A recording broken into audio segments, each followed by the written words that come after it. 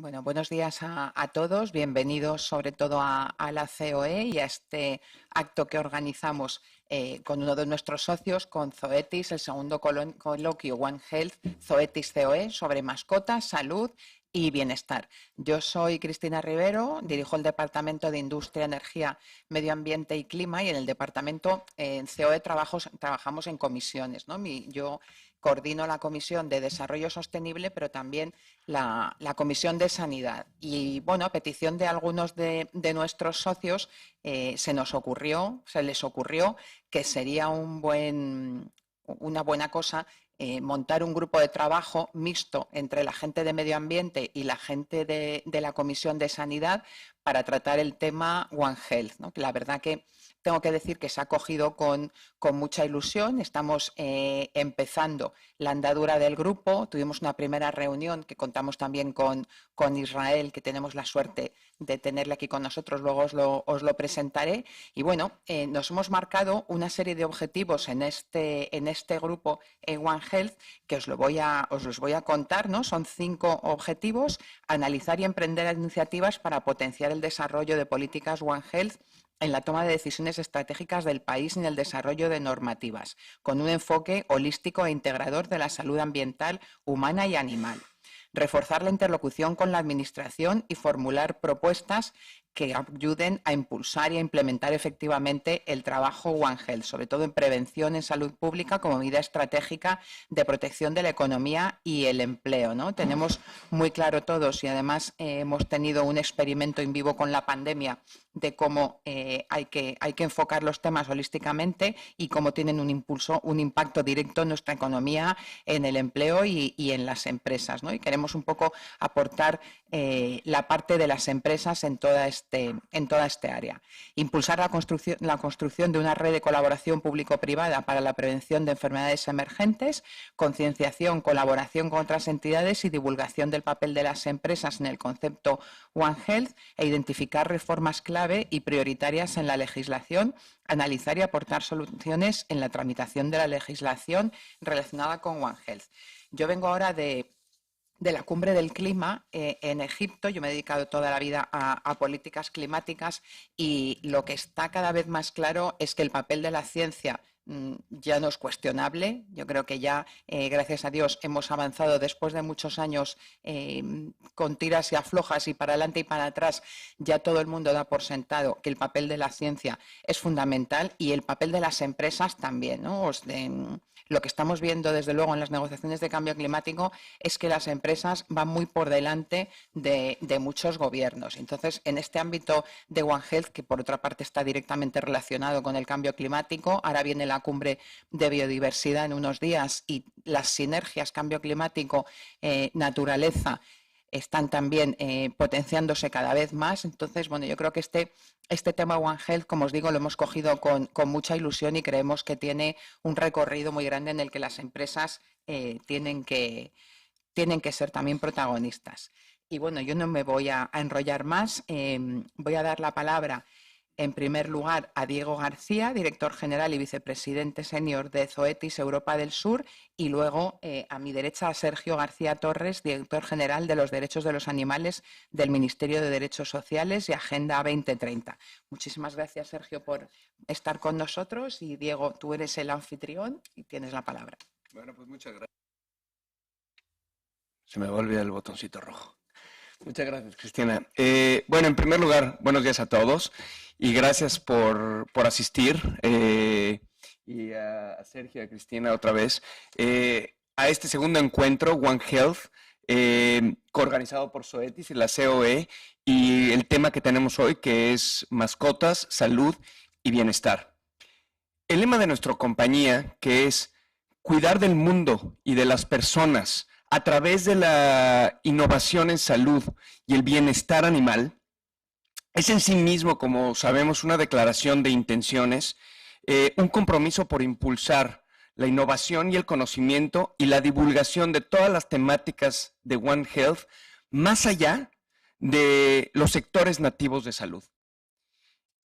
Ello nos llevó a traer el año pasado, en este entorno de One Health, nuestro primer evento con la COE sobre One Health con animales de abasto o de ganadería y su relación con una única salud. Hoy nos reúne también, o una vez más, de nuevo, pero con otra temática diferente, no menos importante que la del año pasado. Y esta vez es a través de las mascotas y cómo impacta las mascotas y su salud en nuestro bienestar como salud pública y salud humana. Un poco para aquellos que no nos conocen, quiénes somos en Zoetis y para darles un poco de contexto y los que ya conozcan, bueno, pues a lo mejor toman dato de lo que no sabían. Somos una empresa con más de 70 años de experiencia, con presencia en más de 100 países, efectivamente también España dentro de esos 100 países. Tenemos una red de más de 1,300 colaboradores en cuanto a investigación y desarrollo, con más de 30 plantas de producción por todo el mundo. Ahora, nosotros en España estamos bendecidos y dotados geográficamente con un centro de investigación, así como una planta de producción en Olot, aparte de los equipos comerciales que tenemos en toda España. Ellos nos llevan a nosotros más de 300 productos dedicados a 8 especies diferentes. Ponemos nuestro foco en la innovación en salud y basamos nuestra estrategia en lo que le llamamos el Continuum of Care o el cuidado continuo, empezando, por ejemplo, con lo que es la predicción a través de herramientas genómicas, seguido por el diagnóstico, después con toda la parte de prevención a través de nuestros antiparasitarios y vacunas para acercarnos al tratamiento. Y así poner productos y soluciones a nuestros clientes o nuestros colaboradores cercanos, como son los veterinarios, los ganaderos y los propietarios de mascotas y todos aquellos que cuidan de los animales. Y ahora, centrándonos un poco a la temática que hoy nos reúne, les quiero poner un poco en contexto. El número de mascotas o de animales domésticos va a la alza. El año pasado hubo un estudio de Veterindustria, o que Veterindustria hizo junto con la Asociación Nacional de Fabricantes de Alimentos de Animales de Compañía, la ANFAC, donde nos cuenta que el 50% de las familias tiene un animal de compañía. Esto ha crecido en 10 puntos porcentuales con respecto al 2019 en un casi 40%. Lo que se traduce en un incremento, como ya dijimos, y cada vez son más las familias que tienen un animal de compañía dentro de sus hogares. Evidentemente los animales de compañía, o por lo menos los más famosos, son perros, gatos y después todo lo demás. Los perros aumentaron su presencia en los hogares en un 33% en el 2021 contra un 25% en el 2019. También aumentó el número medio de los perros en los hogares, de un 1,42 a un 1,5. Está aumentando el número de perros casi, vamos a llegar en algún momento a 2 miembros por cada familia. Y después, no menos importante también, los gatos, y de una manera un poco más exponencial, porque tradicionalmente España nunca ha sido un país de gatos, aumentando del 11 a casi un 18% del 2019 al 2020. El resto de los animales de compañía no llega a más de un 3,5%. Concretamente, un poco más de números. Tenemos alrededor de 9,3 millones de perros en España, que pasó, prácticamente se ha doblado desde el 2010 al 2022, de 4,700,000 a 9,3 millones. Y los gatos ahora está en 6 millones, siguiendo una misma tendencia que los perros. También un dato muy importante y que es de mucha relevancia para Zoetis, se incrementa también el gasto en los cuidados de las mascotas, así como el índice de medicalización de las mismas. Porque ahora conviven estrechamente todos los individuos dentro de una misma familia con esos animales de compañía o esas mascotas, creando una relación en una línea mucho más sólida de One Health o de una única salud. En este sentido, vamos a recordar una parte de esta temática que es la zoonosis, las enfermedades y los patógenos. Recuerda que la zoonosis representa un gran porcentaje de todas las enfermedades infecciosas. Y para poner un dato, 70% de las enfermedades infecciosas que se han descubierto en los últimos 40 años son zoonosis. Queda clarísimo el ejemplo de los últimos años con COVID, con el ébola, con la gripe aviar. Y bueno, sin extenderme mucho, porque los expertos andarán un poco más en este tema, existen otras enfermedades zoonóticas también en los animales de compañía, como las enfermedades de Lyme, como la lismaniosis, la sarna sarcóptica, la rabia, en el caso de los gatos, la toxoplasmosis, también la rabia en los gatos, etcétera, etcétera. La rabia a modo de ejemplo, y aunque en España no ha sido mucho problema porque tuvimos, creo que 5 casos el último año, a nivel global ha habido más de 35,000 afectados por rabia por animales que han atacado a las personas. El 99% han sido perros.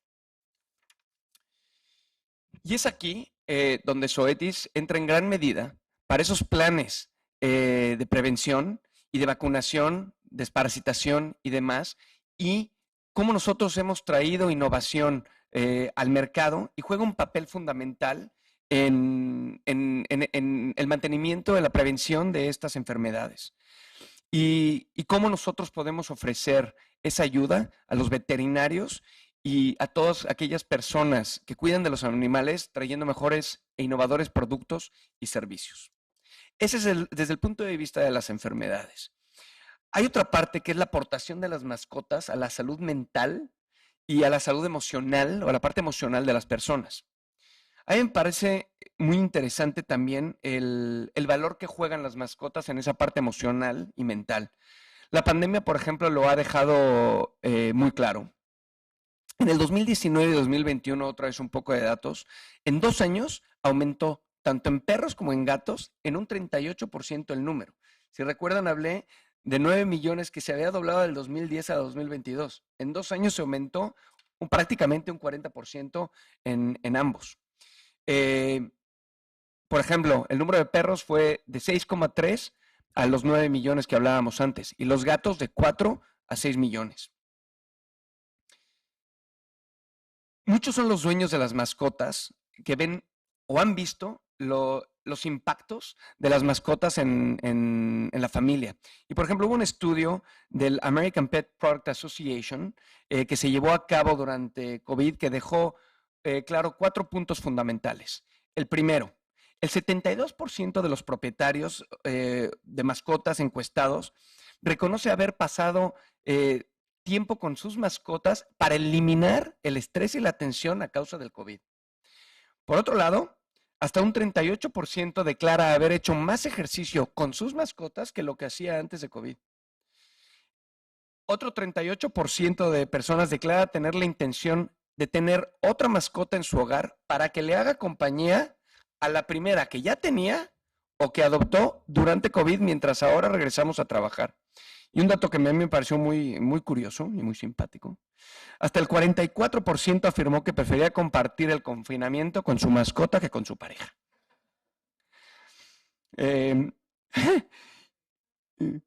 Bueno, y mencionar, bueno, yo porque tengo 3 pequeños dinosaurios, entonces hubieran destrozado a la mascota. Y mencionar igualmente su papel fundamental en las llamadas intervenciones asistidas con animales, algo de que se va a hablar también en este encuentro, que supone la implicación directa en el tratamiento y mejora de los enfermos neurológicos o aquellas personas que tienen otro tipo de enfermedades, por ejemplo, en el espectro del autismo, entre otras, ¿no? Bueno, para terminar y dar la palabra a Sergio, un mensaje que desde mi punto es muy importante. Cuidar de ellos, de la salud y de su bienestar, es cuidar de nosotros, de nuestra salud y de nuestro bienestar en este ámbito de One Health o de una única salud. Sergio. Muchas gracias, Diego. La verdad que el papel de las mascotas en el confinamiento yo creo que daría para varias tesis doctorales, incluyendo el estrés que tuvieron pasar los pobres perros paseando a todas horas. Le damos la palabra a Sergio.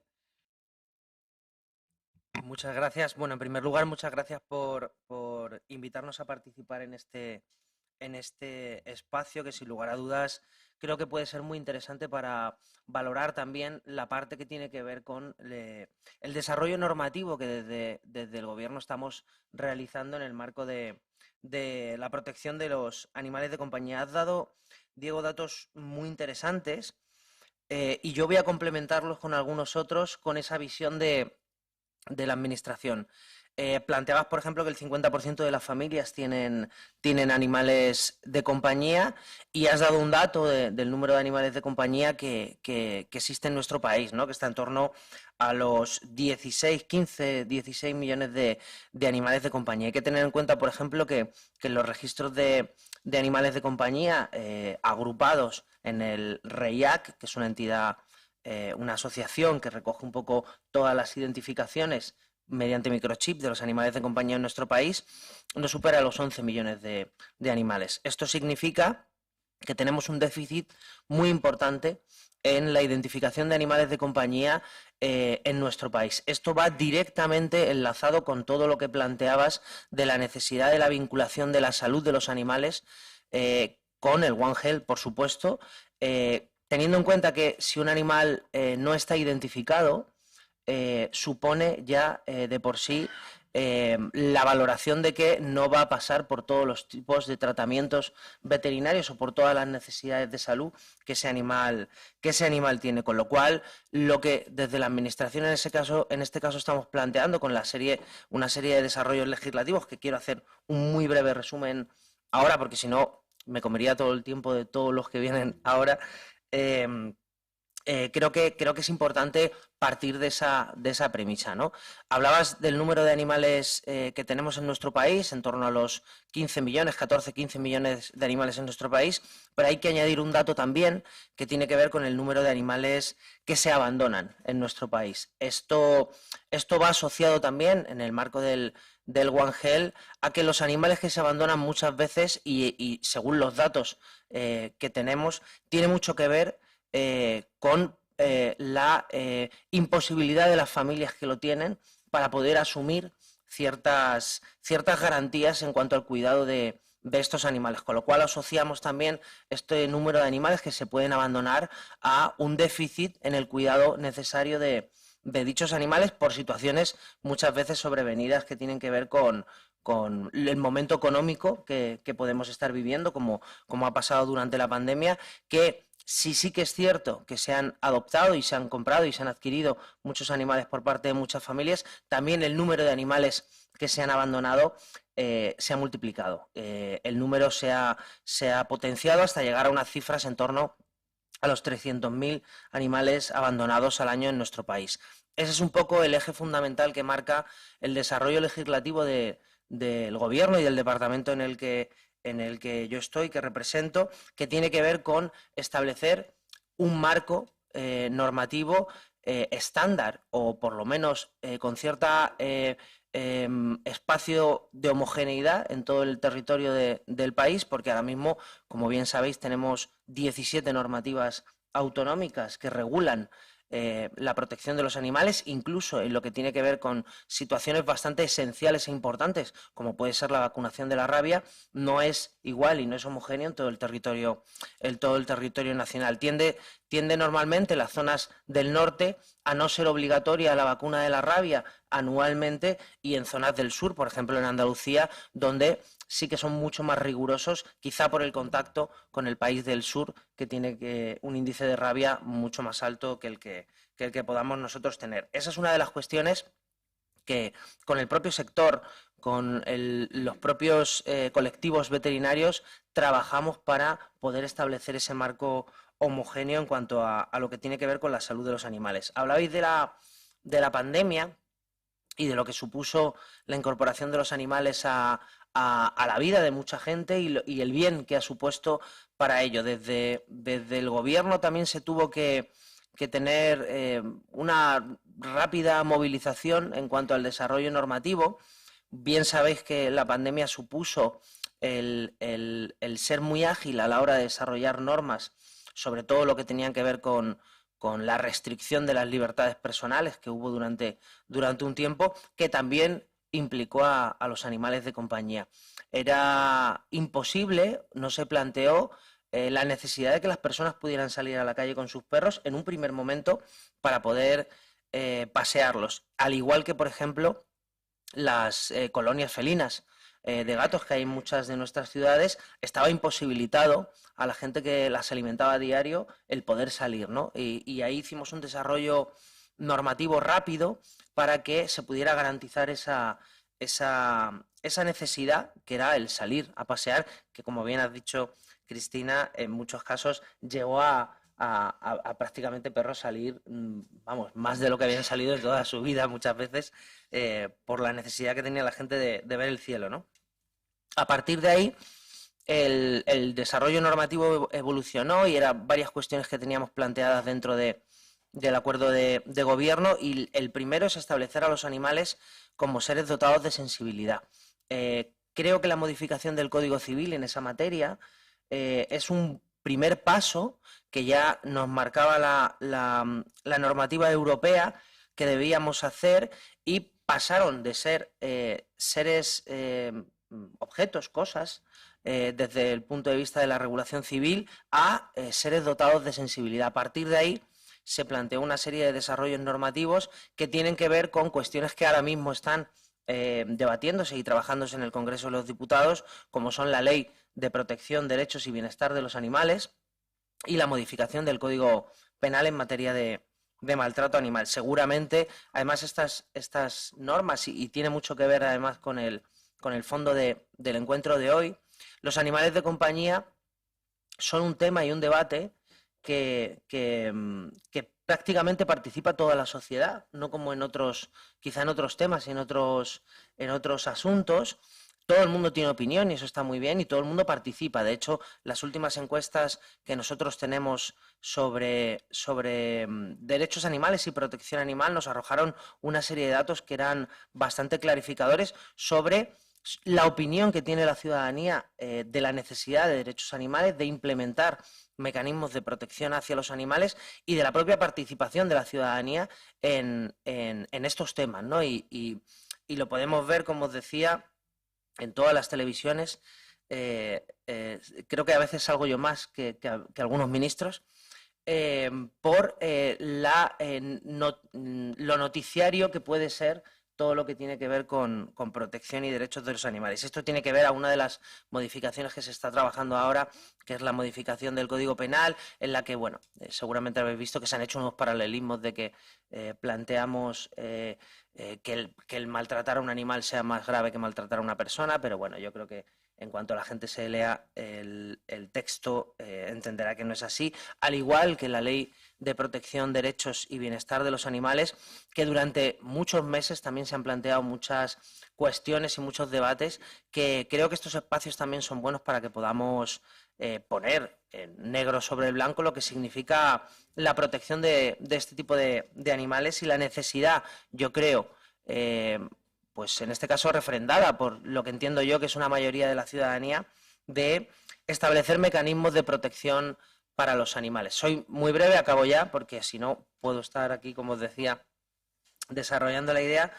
La Ley de Protección, Derechos y Bienestar de los Animales tiene dos ejes fundamentales. El primero, establecer un sistema de trazabilidad de los animales de compañía, algo que actualmente en la legislación y en las normativas de nuestro país no existe. Como bien sabéis y como bien saben sobre todo los veterinarios, un animal de compañía no existe prácticamente hasta el día que se le pone la identificación por primera vez en el veterinario. Los meses previos son meses en los que ese animal no existe. Y es una cuestión que yo creo que teníamos que resolver desde las normativas para establecer, y además con ese eje fundamental del One Health, establecer un control y una trazabilidad de los animales que en muchos casos pueden venir con posibles, o podrían venir con posibles enfermedades zoonóticas y llegar a nuestro país, en este caso mediante la importación de animales o por la cría no controlada de los mismos. Otro de los ejes fundamentales de la Ley de Protección, Derechos y Bienestar de los Animales, como os planteaba previamente, tiene que ver con ese sistema homogéneo en el que crear una serie de registros compartidos. Actualmente no existen registros de identificación de animales que se puedan compartir en las diferentes comunidades autónomas. En resumen, si tienes un perro en Madrid y se te pierde en Guadalajara, es muy probable que no lo localices nunca, cuando hemos sido capaces de llegar a Marte y no somos capaces de localizar un perro de Guadalajara, en Guadalajara de Madrid, ¿no?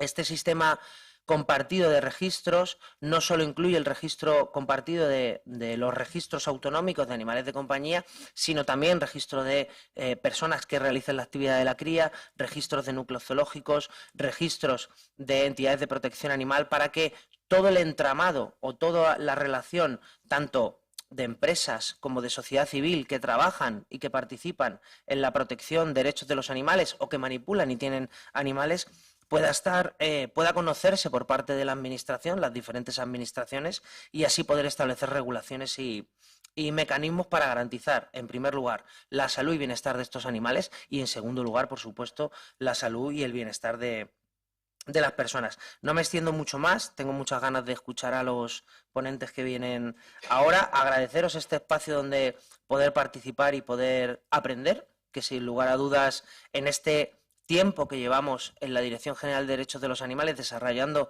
estas normativas, hemos podido aprender también mucho, y hemos podido aprender mucho también de las empresas con las que hemos participado y colaborado mucho en el desarrollo de estas normativas, y seguiremos aprendiendo en los siguientes años. Así que nada, sin más, muchas gracias.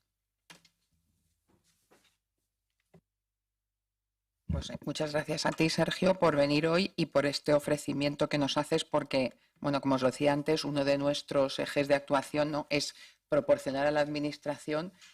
A nosotros nos gusta siempre decir que las empresas son las que van a proveer de soluciones a los retos que se marca el legislador, ¿no? Y esa es nuestra línea de trabajo, así que encantados de colaborar con vosotros. Muchas gracias. Y ahora voy a dar paso al panel de expertos, que no sé, subís aquí, ¿no? Entonces, si os parece.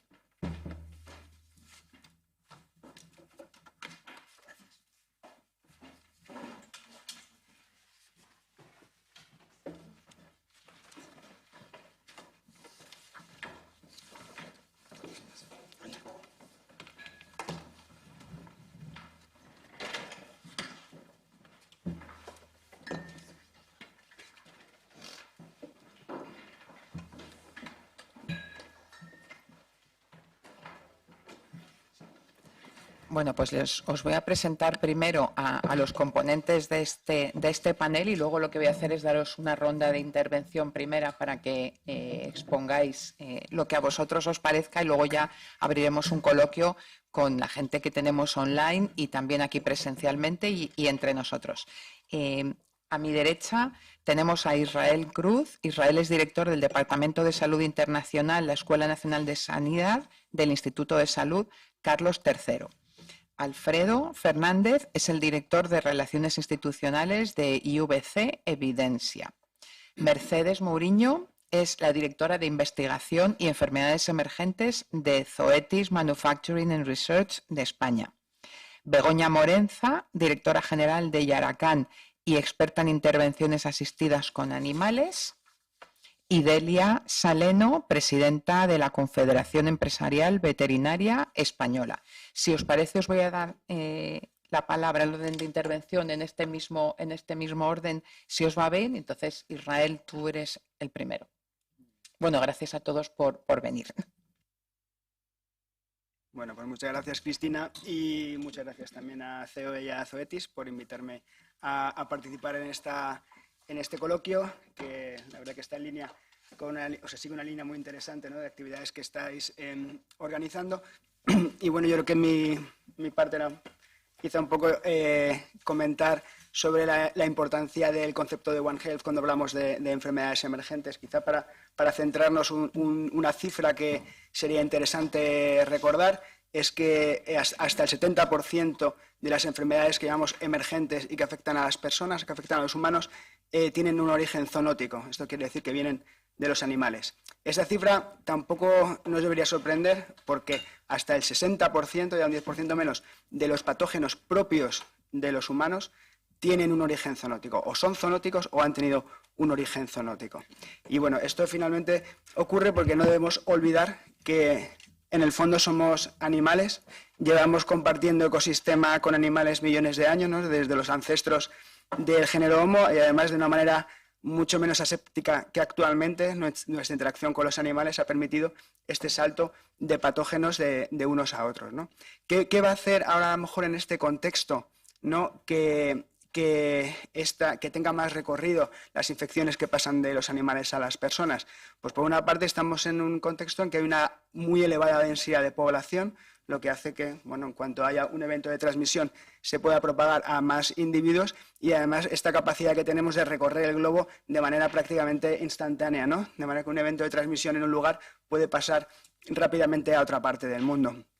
Y el que esto ocurra con más frecuencia, pues va a estar ligado fundamentalmente a cambios globales que estamos viviendo actualmente. Tenemos el cambio climático, que va a propiciar probablemente la propagación de vectores a áreas en las que antes no eran endémicos, y estos vectores, insectos, pueden transmitir enfermedades. Tenemos también un uso y un abuso de los ecosistemas, destrucción, fragmentación de hábitats, agotamiento de recursos. Esto provoca movimiento de personas, movimientos de animales también, pérdida de biodiversidad, y todo esto al final genera que estos eventos de transmisión ocurran con más frecuencia. Y entonces, en este contexto es en el que aparece esta idea de One Health, que realmente no es nada nuevo, ¿de acuerdo? No es una aproximación nueva al estudio de enfermedades que comparten animales y personas, pero sí que más recientemente, quizá a principios de los 2000, tras una alianza entre OMS, la Organización Mundial de la Salud Animal, la FAO y el Programa de Naciones Unidas para el Medio Ambiente, pues está tomando más relevancia esta aproximación One Health. Al final, estamos hablando de enfermedades infecciosas que están ocurriendo en un marco de transmisión que incluye un patógeno, unos reservorios, un hospedador, que puede ser el humano, un vector en ocasiones, que es un vector biológico, un insecto, un mosquito o garrapata, etcétera, que va a transmitir esta enfermedad, y un ecosistema, que lo podemos ver desde el punto de vista biológico, físico, pero también desde el punto de vista socioeconómico, que va de alguna manera a condicionar que ocurran esas transmisiones.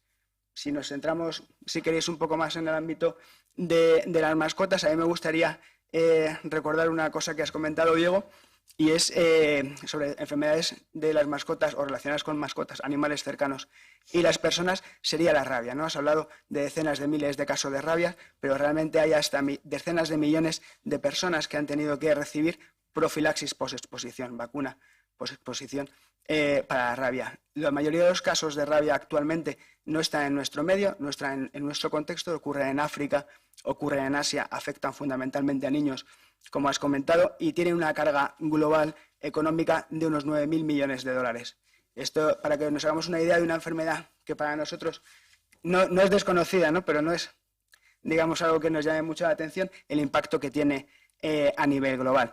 Y luego también, hablando de enfermedades que pueden ser transmitidas de las mascotas, no nos es desconocido, bueno, el punto de vista de los parásitos intestinales, infecciones fúngicas de la piel como la tiña, salmonelosis cuando tenemos reptiles como mascotas, y tacosis cuando tenemos aves como mascotas, etcétera.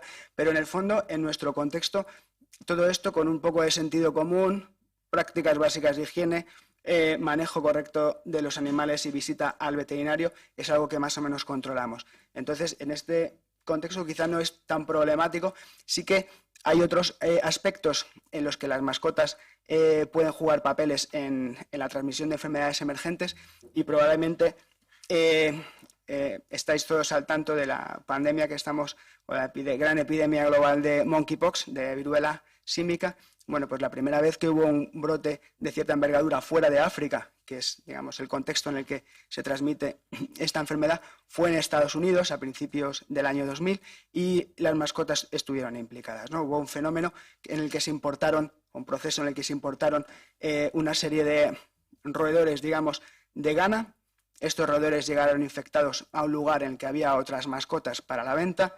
Hubo fenómenos de transmisión entre estos roedores y mascotas locales como perrito de la pradera. El perrito de la pradera llegó a las personas porque lo compraron, y hubo un pequeño brote de esta enfermedad fuera de África. Y es una enfermedad que, como estamos viendo ahora, pues tiene un potencial bastante interesante. Otro, a lo mejor, fenómeno que afecta también a la salud global, y no tan relacionado con las mascotas, pero sí con animales que nos son próximos, como el ganado, sería la tuberculosis. Y sabéis que la tuberculosis es un gran problema de salud global. Hay unas iniciativas muy importantes para controlar esta enfermedad en las personas, pero hay una pequeña laguna de conocimiento que tiene que ver con la tuberculosis bovina causada por Mycobacterium bovis. Hay cientos de miles de casos de tuberculosis en humanos que se deben a esta forma de, bueno, esta distinta especie de la bacteria. Y bueno, pues la sintomatología es diferente, el diagnóstico es diferente, y entonces es también un reto para quien trabaja en salud humana conocer, conectar con los veterinarios para frenar esta posible vía de transmisión de tuberculosis, ¿no? Que también pone, digamos, un poco freno a los trabajos de lucha contra la tuberculosis como fenómeno de salud global. Y bueno, pues esto de nuevo pues hace hincapié, ¿no?, en la necesidad de que trabajadores de salud pública humana, trabajadores de salud animal, se conozcan, compartan, trabajen juntos, y al final es lo que estamos conociendo, estamos discutiendo como One Health, ¿no? Y de nuevo repitiendo otra cosa que se ha dicho antes, ¿no? Esta conexión, este trabajo juntos es lo que nos va a permitir predecir, ¿no?, qué posibles patógenos pueden llegar a saltar a los humanos, trabajar para desarrollar herramientas para su detección, herramientas para su control como su vacuna, herramientas para tratar estas enfermedades. Y de nuevo, pues conocernos, entender qué pasa en los animales, qué puede pasar en las personas o qué puede saltar a las personas, utilizar a los animales, si queremos, como centinelas de enfermedades que pueden saltar hacia los humanos. Para eso, de nuevo, es súper importante que trabajemos todos juntos y de nuevo, tampoco es nada de hoy, es algo que conocemos desde antiguo, ¿no? Conocemos ejemplos como el canario en la mina, las muertes de pájaros de aves en los años 60 como consecuencia del abuso de pesticidas, DDT, etcétera. Hay un libro muy curioso que es La primavera silenciosa, ¿no?, en el que se empieza a describir esta muerte masiva de aves y cómo podía estar relacionada con el uso de pesticidas, insecticidas, y eso al final acaba generando que se controle el uso del DDT por el impacto que puede tener en las personas. Pero luego, si queremos hablar también de tóxicos, hay otros anécdotas o fenómenos interesantes. Tú me cortas, si me enrollo mucho. Fenómenos interesantes, ¿no? Está el envenenamiento por mercurio cuando se vierte y se contamina el ambiente. Hay una historia de los años 60, si no me equivoco, que es la enfermedad de Minamata en Japón, ¿no? De pronto había una bahía que recibía mucho vertido de mercurio, se contaminaban peces, se contaminaban moluscos, y entonces la población que vivía por allí empezó a desarrollar un problema del sistema nervioso central y al final pues se descubrió que era envenenamiento por mercurio. Una vez descubierto esto, a alguien le sonó la alarma de que habían visto unos años antes a los gatos que tenían una enfermedad que llaman el gato bailarín, ¿no? También se afectaba el sistema nervioso de este animal y caminaba diferente, parecía como que andaba bailando.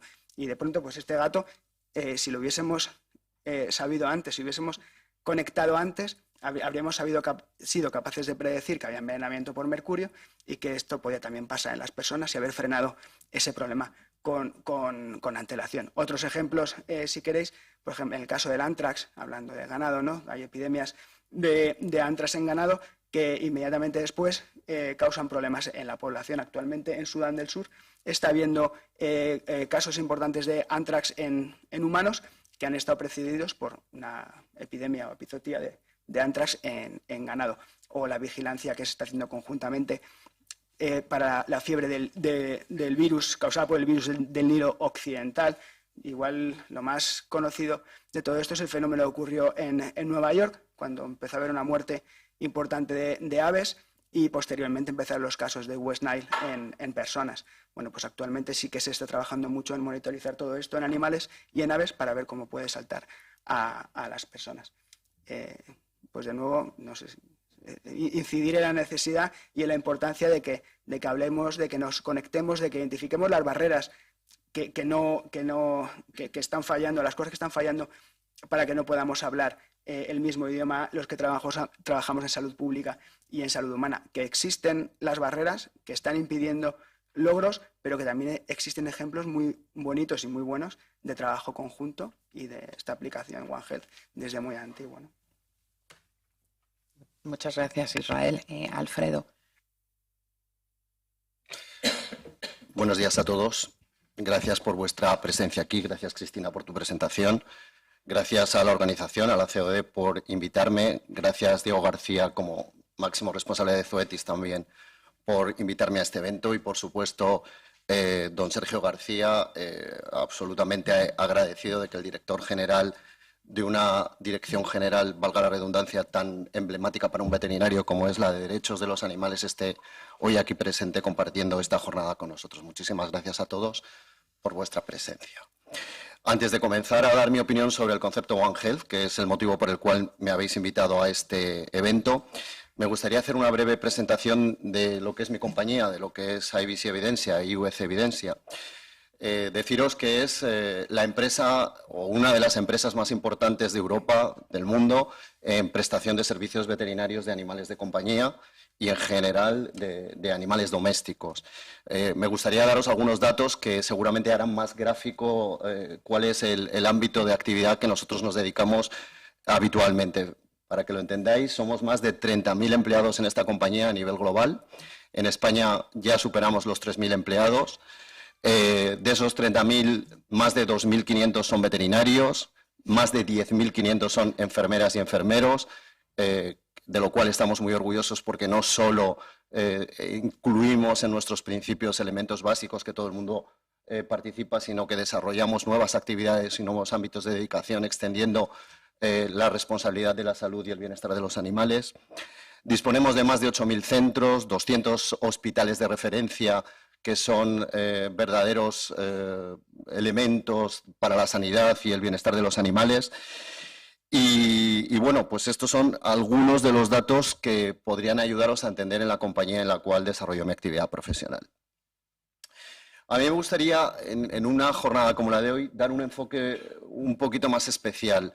Desde luego, podríamos estar hablando desde el punto de vista técnico-científico de las más de 200 zoonosis, de las más de 200 enfermedades que la Organización Mundial de la Salud reconoce que se transmiten desde los animales a las personas.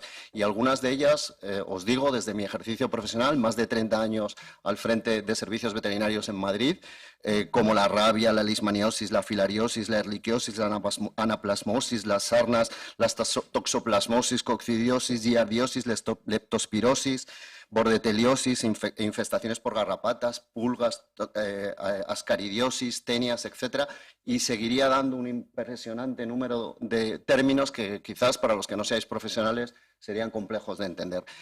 Sí vale para ilustrar que los animales pueden ser una transmisión de enfermedad y por lo tanto es válido para saber que es muy importante la función de los veterinarios en la protección de la salud humana, de la salud pública frente a este tipo de patologías que potencialmente nos amenazan la salud. Pero como os insisto, a mí no me gustaría enfocarlo desde este punto de vista. No me gustaría enfocarlo desde el punto de vista económico y tampoco me gustaría enfocar mi participación de hoy desde el punto de vista de los animales con una visión en cierto modo utilitarista. Al revés, yo creo que los veterinarios tenemos una función, un papel esencial en un objetivo que la sociedad nos encomienda, que es la salud y protección de los animales.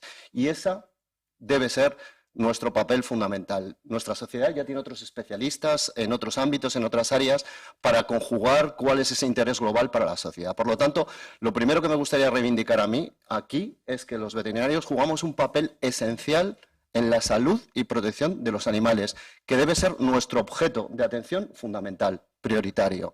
Nosotros debemos ocupar nuestra actividad en informar a la sociedad, a nuestros legisladores y políticos, cuáles son los mejores modos para preservar esa salud. Y además lo digo desde la base de que si entendemos que preservamos la salud en los animales, todo lo demás viene por añadidura.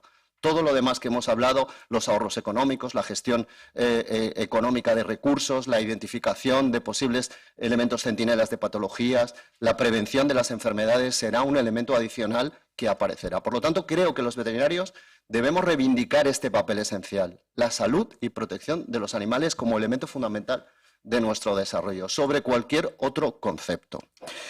Como decía el ponente que me precedía, además, para nosotros, para los veterinarios, el concepto One Health, ahora con este término anglosajón, no es un concepto nuevo. Históricamente nos venimos dedicando todos los veterinarios en nuestro día a día a ese concepto One Health. Salux Hygiea Pecori, Salux Populi. Ese es nuestro lema. La salud de los animales se transforma en salud de las personas. Fijaros, no ya en un término anglosajón, sino en un término en latín, que nos da la idea de lo importante que es preservar esos conceptos de la salud animal. Y además, creo que este objetivo, que insisto, debe ser irrenunciable para los veterinarios, la salud y el bienestar de los animales, es un elemento que constituye la base de este concepto, pero también de otros conceptos muy importantes que están todos interrelacionados. Por ejemplo, la sostenibilidad medioambiental. Es un hecho evidente que todas las circunstancias a las cuales nos enfrentamos, a la emergencia climática que hoy en día el mundo es objeto, a la sostenibilidad medioambiental, representan otro elemento fundamental dentro del concepto One Health, porque no puede haber una salud animal, no puede haber una salud humana si no hay una salud, llamémosla así, medioambiental. Todos los conceptos están absolutamente ligados e interrelacionados. Y antes también se exponía cómo la pandemia, el COVID-19, fue un elemento en el cual mucha gente descubrió algo que, permítanme, nosotros sabíamos desde siempre, que los animales son una fuente de riqueza y de salud para la sociedad, y que en un elemento de máxima exigencia, ese valor es cuando se hizo visible. No es que fuera novedoso, se hizo visible. Se hizo visible para aquellos que no lo conocían, permítanme. Porque nosotros todos los días en las consultas veterinarias, cuando hablamos con el cliente, decimos entre compañeros, deberíamos haber estudiado algo de psicología, deberíamos haber estudiado algo de ciencias sociales, porque entendemos de verdad que cada una de nuestras consultas hacen bien a la salud del animal y hacen bien a esas personas. Por lo tanto, el COVID simplemente fue un elemento de tensión de la sociedad a todos los niveles que nos permitió identificar cosas que teníamos ahí a la mano y que lo que sería una pena, y ahí, señor director general, sería una pena que no aprovechásemos esa oportunidad para luchar por garantizar todos estos elementos para que no sea una fase simplemente de una experiencia pasada que superamos y que tengamos que volver a repetir y repetir con experiencias futuras. Creo que un área muy importante, si me permite, es la educación desde los niveles más básicos, desde los colegios, desde los bachilleratos, a todos los niveles, donde si nosotros formamos individuos para esta sociedad, personas para esta sociedad que tengan esa sensibilidad y esa capacidad, eso nos va a enriquecer de forma global. Por lo tanto, creo que esto es algo absolutamente importante.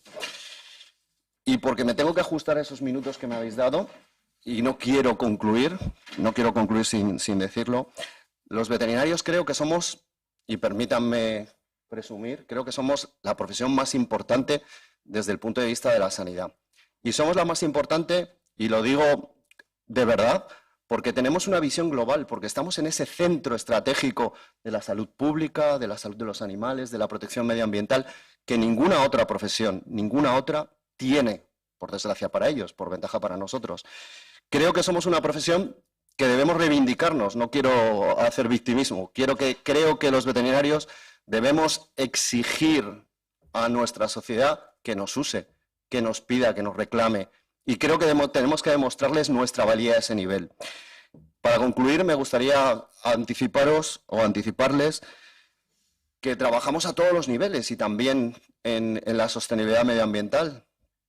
Nuestra compañía es consciente del valor de la prevención de todos estos elementos y de este concepto One Health a través de un cuidado absoluto de la naturaleza. Tenemos una estrategia que llamamos de Positive Paw Print, la huella positiva medioambiental, en la cual todos nuestros profesionales, todos nuestros centros tienen una participación absolutamente activa, no solo ya en la lucha por no emitir CO2 a la naturaleza y por intentar desarrollar prácticas cada vez más sostenibles, sino que trabajamos también por aspectos muy novedosos como la descarbonización de la naturaleza, del medio ambiente, como un elemento fundamental, como un objetivo estratégico nuclear dentro de nuestra compañía, porque entendemos que sin esa salud medioambiental no puede haber salud de los animales y no puede haber salud de las personas. Por lo tanto, Muchas gracias por atenderme. Un placer compartir nuevamente, señor director general, estas jornadas con ustedes.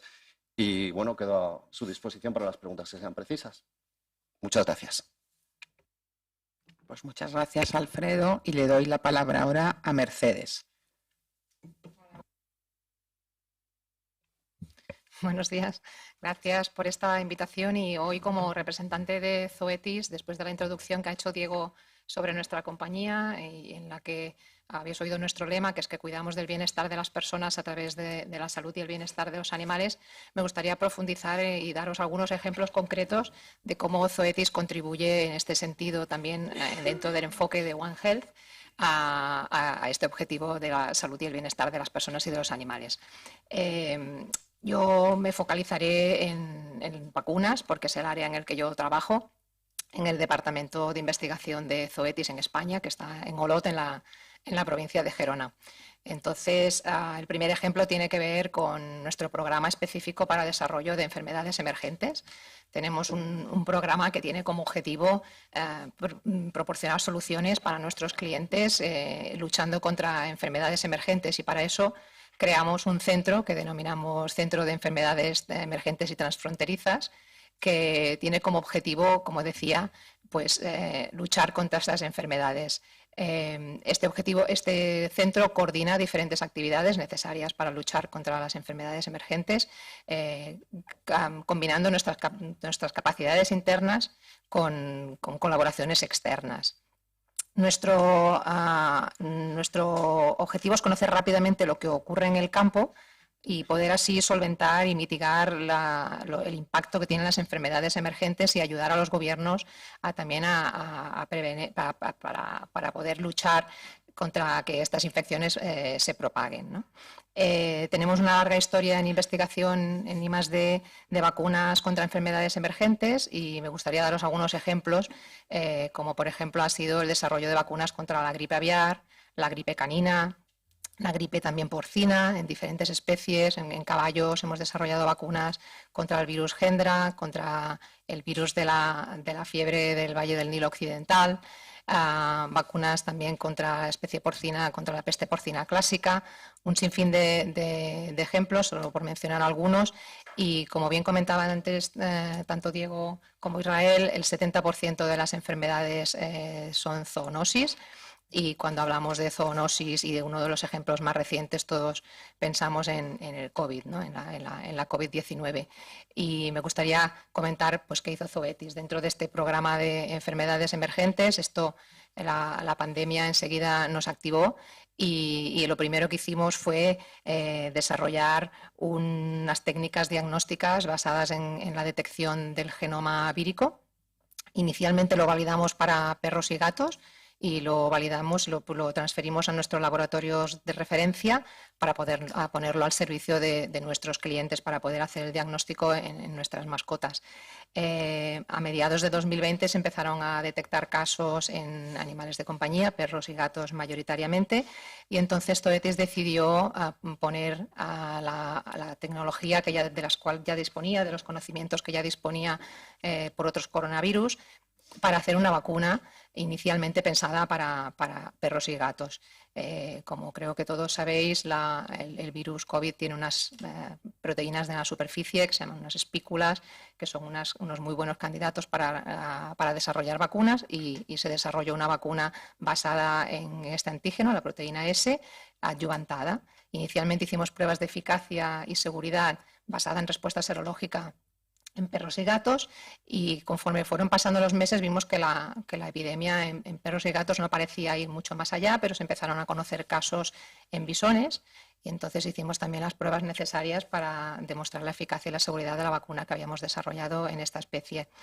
A finales del 2020 el CBB, que es el centro que autoriza las vacunas en Estados Unidos, autorizó el uso en bisones y se administraron entre Estados Unidos y Canadá unos 3 millones de dosis para bisones. Esta vacuna experimental también se donó a numerosas instituciones, llegamos como aproximadamente a 224 organizaciones, principalmente zoológicos. Se administraron unas 30.000 dosis de vacuna en diferentes especies.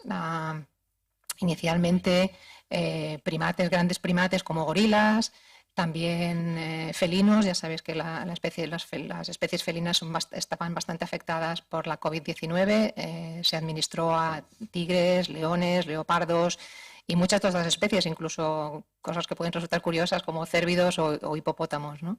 Y no es de extrañar porque actualmente sabemos que la COVID-19 afectó a 31 especies a nivel mundial. Se ha detectado virus en todas estas especies. Un segundo ejemplo de la contribución de Zoetis es sobre otra zoonosis que también han mencionado nuestros compañeros, que es, por ejemplo, la enfermedad de Lyme, ¿no? Que está causada por la bacteria Borrelia por diferentes especies y se transmite a través de garrapatas. Esta enfermedad se considera que es la más común de la transmitida por insectos en el hemisferio norte. En Estados Unidos y Canadá afecta a 500.000 de personas aproximadamente cada año y en Europa sobre unas 130.000 personas también al año.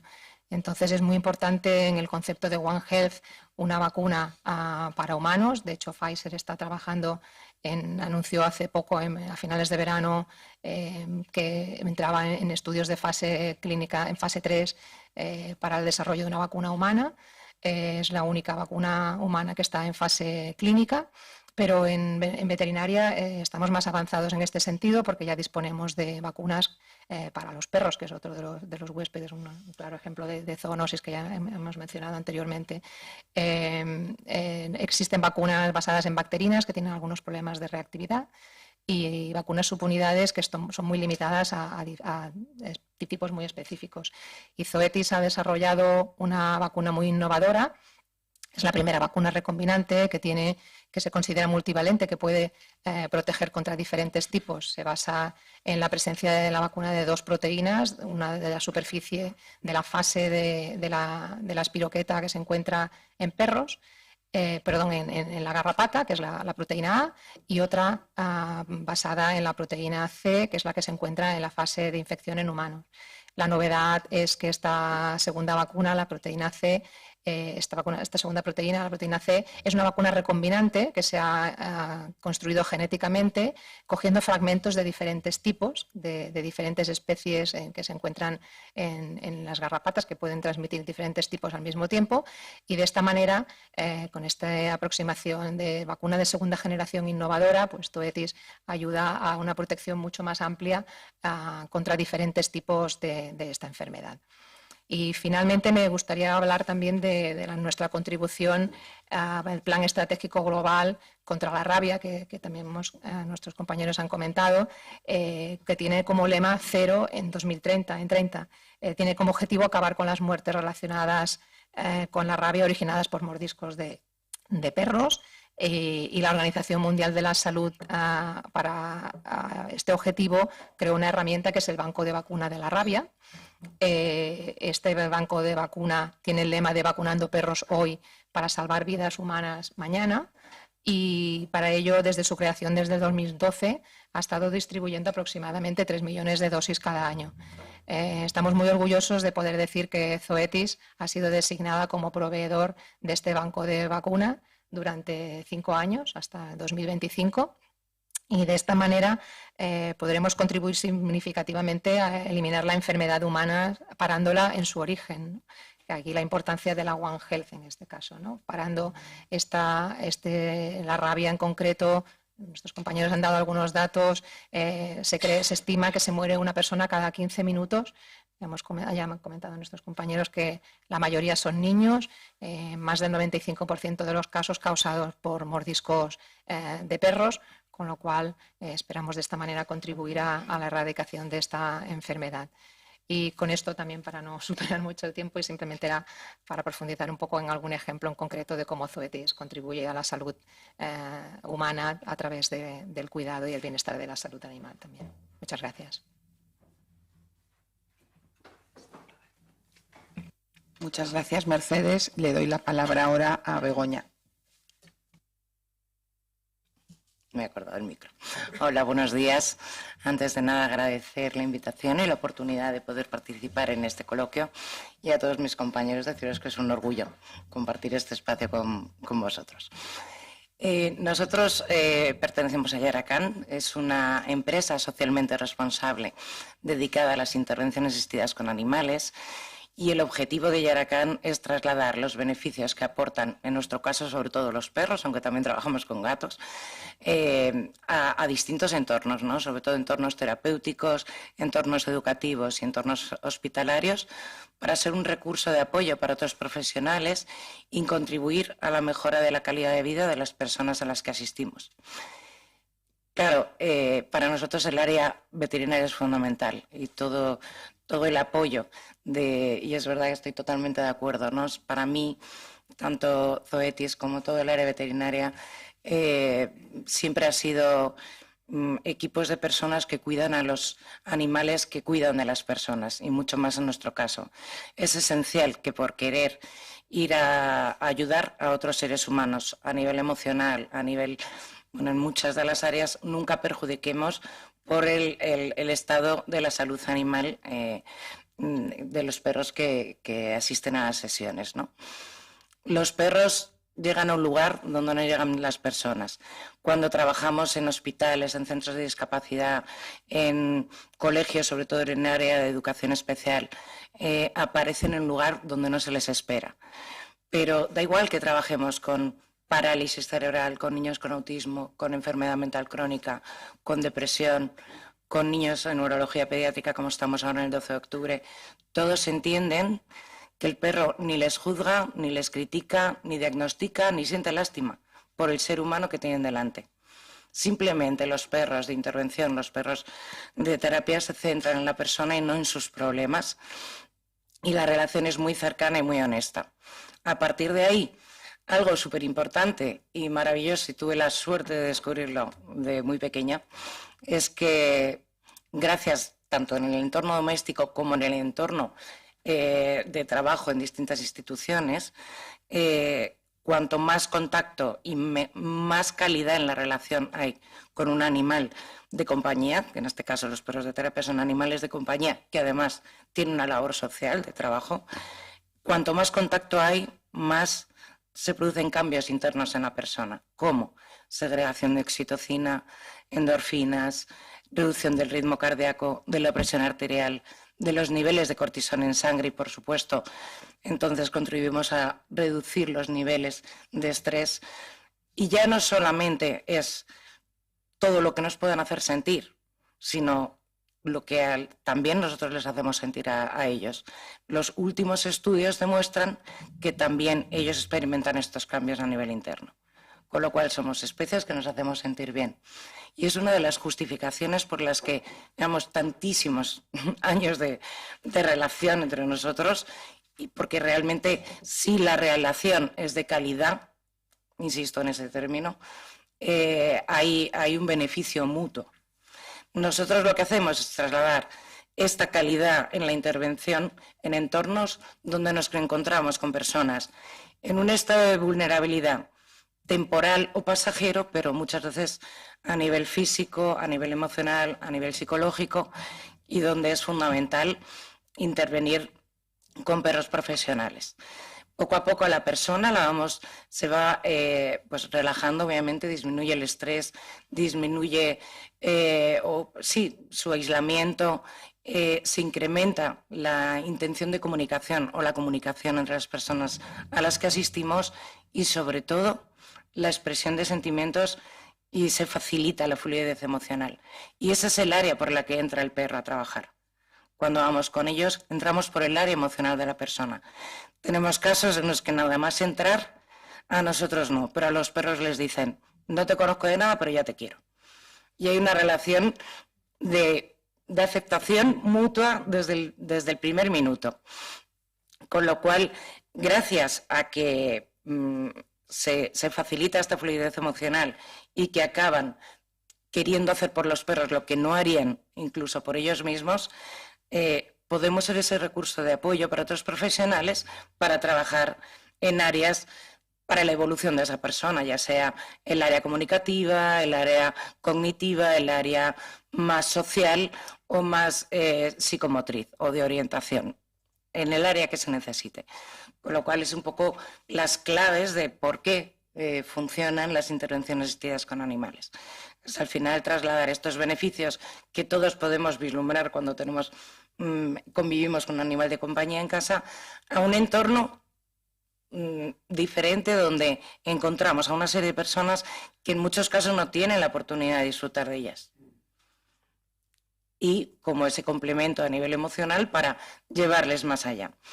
Hemos, desde el principio, desde el 2010 que creé Yarakan,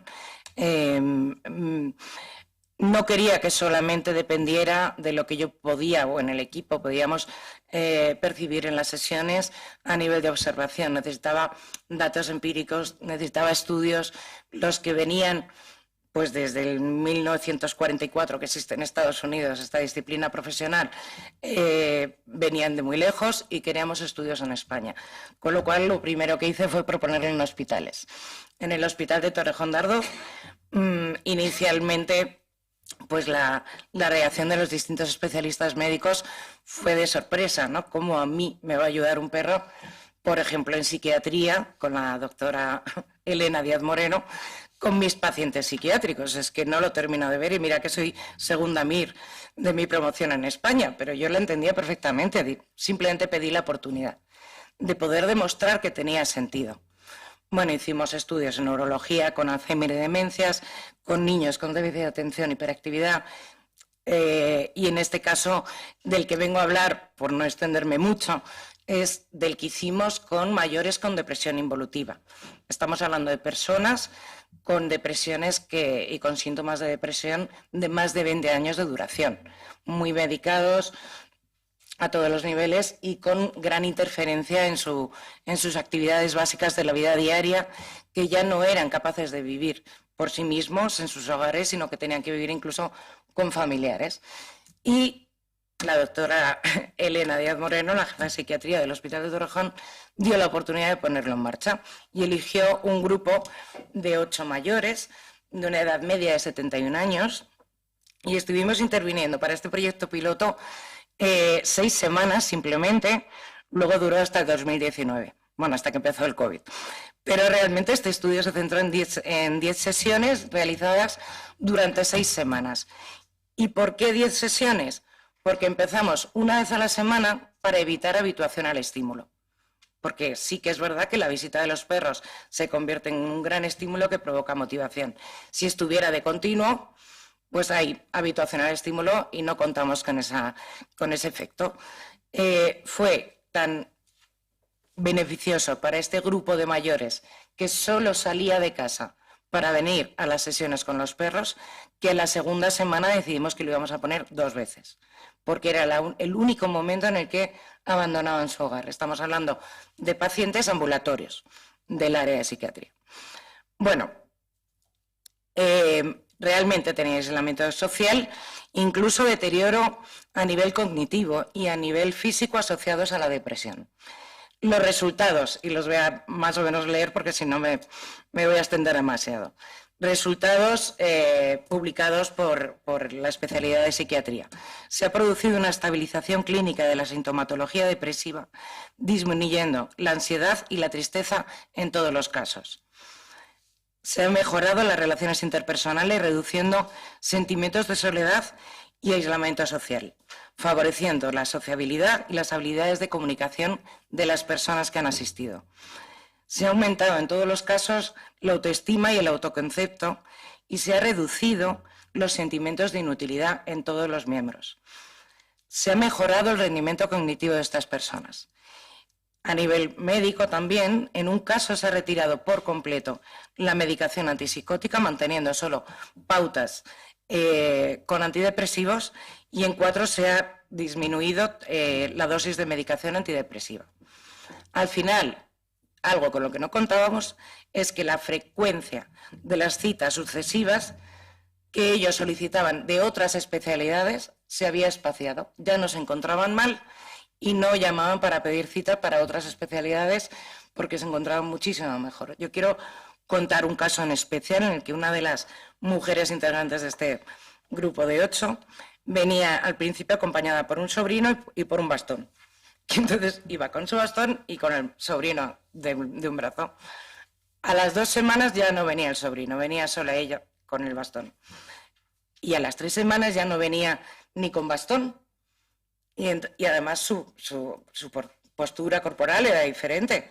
Y le pregunté, ¿pero por qué era? ¿Porque tenías algún tema de rodilla y que se te ha curado? Y dice, no, llevaba muchísimos años con bastón, pero desde que estoy con los perros no lo necesito. O sea, es increíble, ¿no? Hay una parte incluso asociada de una demencia que se detectó en el inicio en alguno de los miembros que integraban el grupo de control, que poco a poco fue disminuyendo porque sí que había como una pequeña demencia asociada a esta depresión que les afectaba a nivel cognitivo y que poco a poco, según fue superando la depresión, fue disminuyendo y al final esa demencia también desapareció.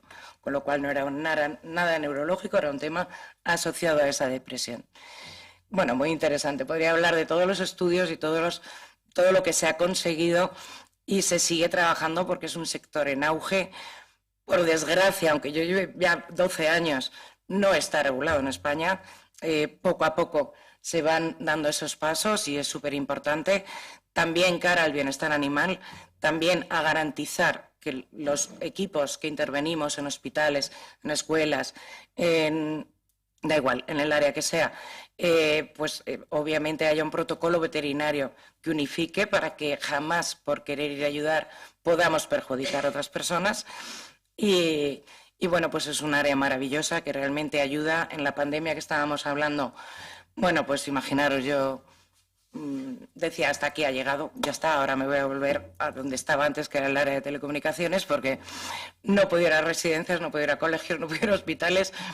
Y empezamos a tener justamente en esa época, demanda por parte de psicólogos y psiquiatras de la Comunidad de Madrid para dar apoyo a nivel emocional a niños y adolescentes que habían perdido a sus padres por el COVID.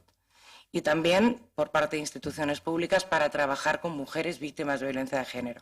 Entonces fue justamente 2 áreas en las que comenzamos a trabajar, incluso luego en el área social de jóvenes, sobre todo que les había afectado mucho más el tema de la pandemia, que estaban en riesgo de exclusión social y todo esto todavía les había perjudicado más que a otros jóvenes y adolescentes, ¿no?, de la Comunidad de Madrid. Con lo cual, bueno, pues sí fue muy duro, igual que para todos, pero también abrió nuevas perspectivas de ayuda y, bueno, el abanico cada vez es más amplio.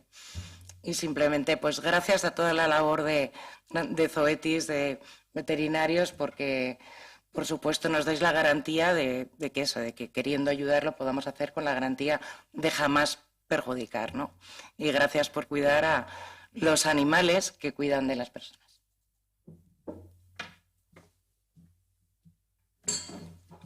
Muchas gracias, Begoña. Y le voy a dar la palabra ahora a Delia. Gracias, Cristina, gracias, Zoetis, y me alegro después de hablar muchas veces en esta casa en asuntos empresariales, poder hablar de mi libro, porque pocas veces me habéis oído hablar como veterinaria clínica, que sigo siendo.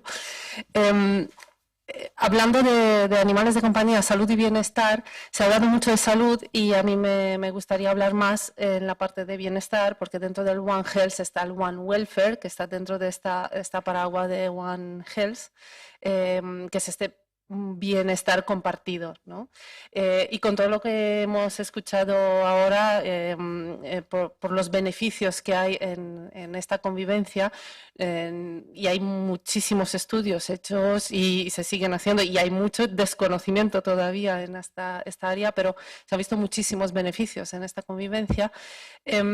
Desde mi plaza de veterinario clínico me gustaría un poco estar entre la adquisición y la ilusión de tener este cachorro en casa. Me voy a enfocar más al perro porque es donde suele haber más problemas, y el momento de abandono, ¿no? Estas 2 facetas del mismo problema, que entre la adquisición y el abandono pues existe toda una convivencia, y ahí es donde intervienen muchísimos factores.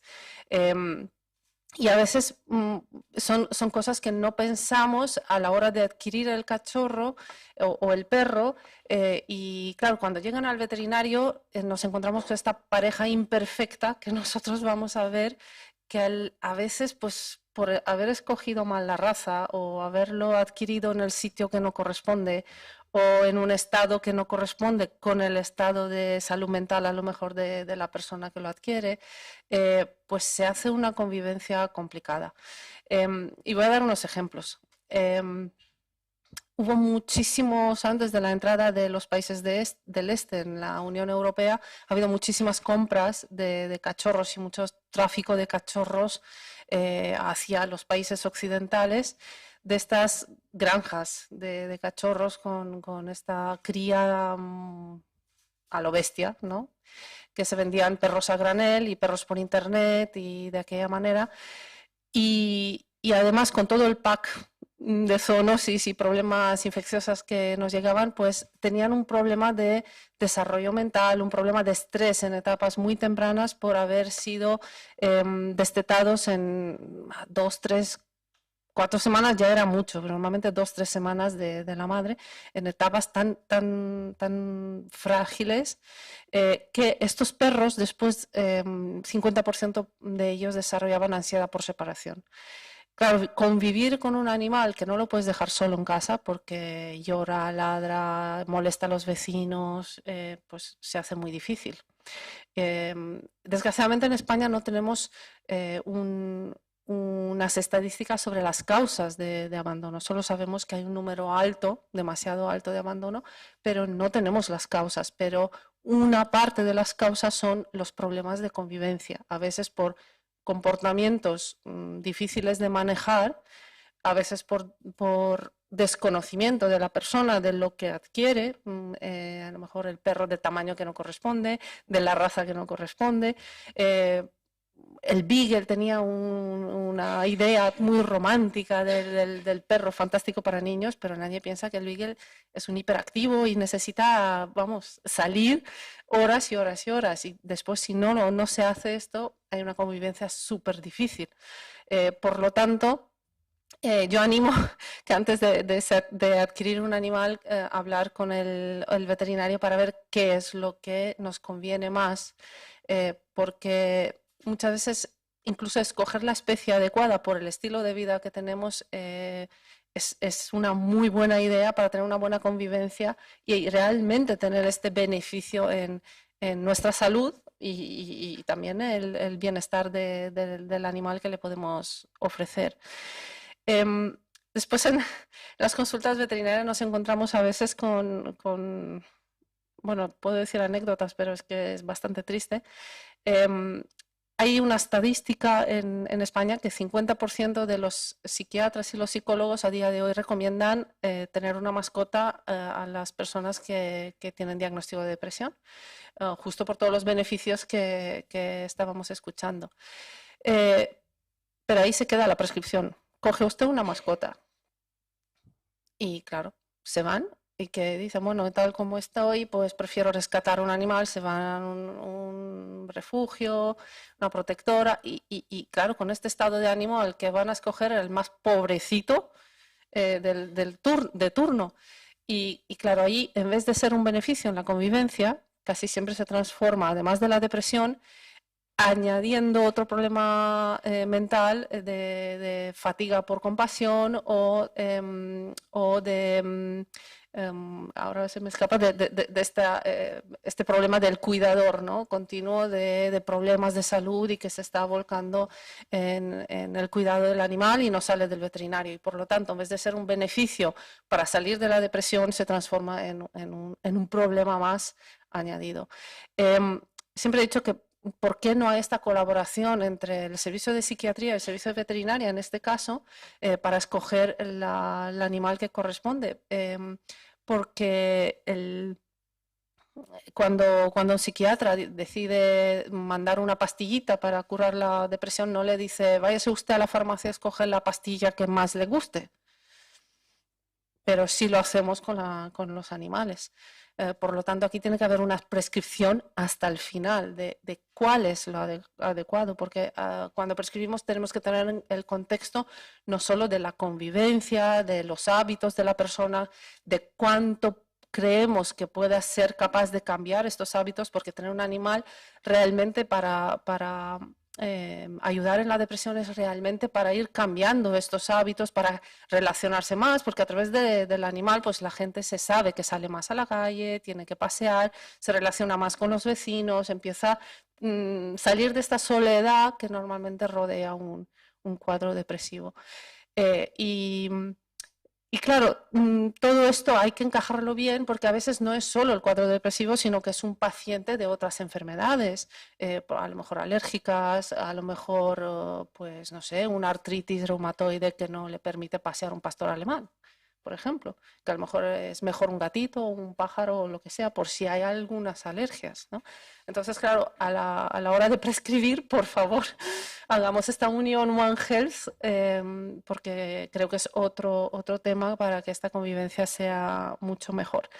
Y para no extenderme mucho más, en la parte de la legislación y aclarar muchos temas en esta convivencia es una ayuda porque tenemos muchos vacíos legales incluso a la hora de actuar como profesionales en casos que observamos pues, de que no están bien las cosas o en casos de violencia de género que tenemos, muchas veces detectamos en las consultas problemas y tampoco tenemos suficiente formación en este tema para poder ayudar a la víctima y también al animal, porque muchas veces el maltrato del animal no es tan evidente, no es tan físico, muchas veces es más psicológico, falta de cuidados, etcétera, pero de manera intencionada. Y ahí hay una pata más. En toda esta convivencia, pues vivimos en unas ciudades que muchas veces no están tan pet friendly. Tenemos muchas barreras a la hora de pasear a los perros, los parques tienen un horario en concreto que puedan abrir y que después no puedes pasear, o unas zonas muy restringidas. Yo vivo en Mallorca y ahí tenemos en verano pues el horario por la noche para pasear en el parque con el perro es de 8 a 10 de la noche y en invierno de 6 a 8. Pero creo que el horario laboral sigue siendo el mismo, entonces a ver quién puede ir de 6 a 8 a pasear el perro en el parque. Claro, después todo esto se transforma en un problema de convivencia, un problema de molestia en las calles, porque hay más carga en la calle en vez de ser en el parque, cuando el resto del tiempo me he dedicado a ir yendo al parque a otras horas y realmente están vacíos los parques, están llenos cuando es el horario del perro y hay vida en el parque. Y hay que pensar que si tenemos esta cantidad de animales de compañía a día de hoy, y multiplica, bueno, creo que multiplica por 3 el número de perros al número de menores de 5 años, tenemos que pensar qué tipos de servicios necesitamos en el futuro y ya que estamos en la casa empresarial, pues qué necesidades podemos cubrir en el futuro por distintos sectores, como por ejemplo transporte, como por ejemplo turismo, como por ejemplo, ¿por qué no residencias con animales de compañía? Hay mucha necesidad de esta convivencia en la tercera edad porque hay mucha soledad. Por supuesto, no se puede hacer a lo loco. Hay que establecer protocolos, hay que establecer una legislación, hay que hacer unas medidas higiénico-sanitarias, por supuesto, pero pensemos que esto es una necesidad de la sociedad que no se refleja en el día a día. Y las ciudades probablemente tienen que pensarse un poco más que no viven solo personas, sino que viven en 50% de las casas animales y que hay una gran necesidad de hacer esta convivencia mucho mejor. Y la última cosa que quiero decir es solo un dato. Si tenemos el 50% de los hogares con animales, ¿cómo podemos arreglar el tema que en el alquiler de las viviendas solo 10% permiten el acceso con animales de compañía? Aquí tenemos un gran problema. Y aquí lo dejo. Bueno, muchas gracias. Yo no sé si me ha pasado muchas veces, pero en muchas mesas, pero me he quedado con ganas de escucharos un poco más a todos vosotros, que la verdad que no es muy habitual. Primero porque piensa uno qué bonito, ¿no? Dedicarse a que estén mejor los animales y con ello las personas. Y piensa uno, ¿qué estaría yo pensando para no coger la mejor profesión del mundo, que es veterinario? Pero bueno, yo soy bióloga, así que ni tan mal. Me acerco un poquito. Vamos súper mal de tiempo, pero no quiero dejar de daros la oportunidad de hacer alguna intervención o de hacer alguna pregunta. No sé si alguien quiere intervenir. No, bueno, pues es que... bueno, sí, tenemos una. Solo voy a admitir una, ¿eh? Has tenido suerte. Simplemente es una reflexión. El One Health. El One Health es la moda. Pero esto ya lo ha dicho el compañero, no es nada. Yo vengo de la Facultad Veterinaria de Córdoba y el sello de la facultad dice Omnibus Vitalia Perfectit. No dice nada de animales. Es perfeccionar la vitalidad, la salud de las personas. ¿Por qué? Pues porque estamos trabajando con animales, ¿no? Es un poco la idea. El tema de que estáis tratando es un tema enormemente complejo y no da para una charla. Da para un congreso y 20 congresos más, porque hay muchísimas variables, ¿no? Por ejemplo, ¿cómo responder al tercer mundo, cuarto mundo, quinto mundo, que no se coman los animales sin control? Eso es también One Health. Las zoonosis vienen por ahí, principalmente, ¿no? Estamos en un mundo globalizado y con una inmensa movilidad. ¿Cómo controlar eso? En fin. Simplemente eso, un poco de reflexión, ¿no?